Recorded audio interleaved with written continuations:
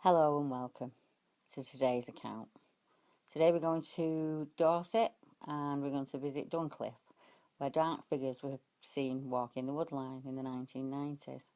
Now, I received this sighting account a number of years ago, and it came in as a sighting of dark figures skirting the wood.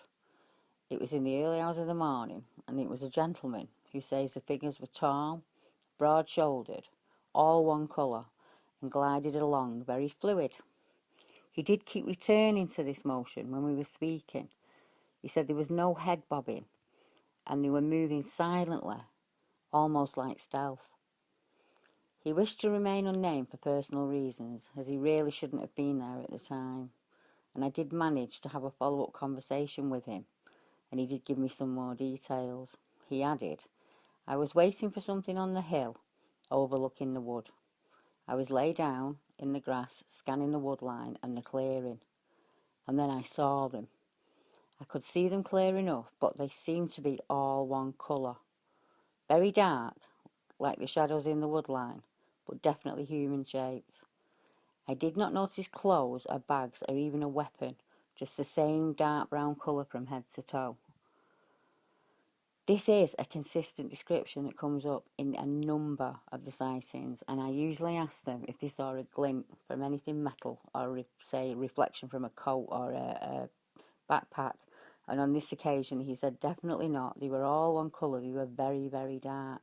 So I asked him what made him report it, and he explained that even from that distance, he knew they were very tall and very broad, and they walked in and out of the trees silently, with no difficulty at all.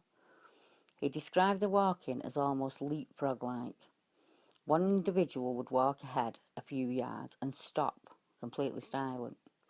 The next would do the same, and so on until they had covered the distance needed to be covered. Now, this is a common technique with army personnel and tribes out hunting all across the world, as it enables you to listen to anyone following or skirting behind you. To do this as a group shows a high level of intelligence on their part.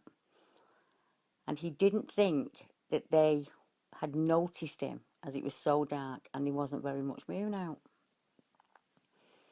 Now, the Cranbourne area of Natural Beauty, within an 11-mile radius of that area, there are 8 other accounts of strange howls, whoops, growls, and many upright figures.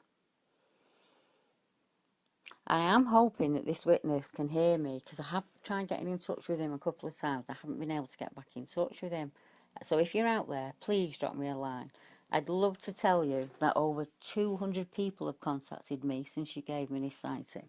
And it's people like you coming forward. Whether you're named or not, it doesn't matter. Just sharing your account can make a massive difference. It's very hard for someone to come forward and ask you to believe something so unbelievable. But I take these witness accounts consistently, and every single witness, the one thing I notice about all of them is they are all petrified of being ridiculed. And it's understandable. It's very hard in this day and age to say something.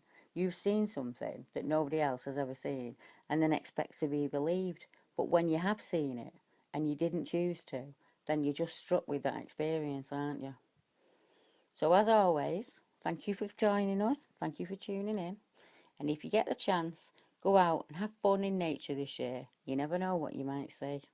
From me and the team at British Bigfoot Research, Pardon the Stumble, thank you very much for tuning in. Until next time, goodbye.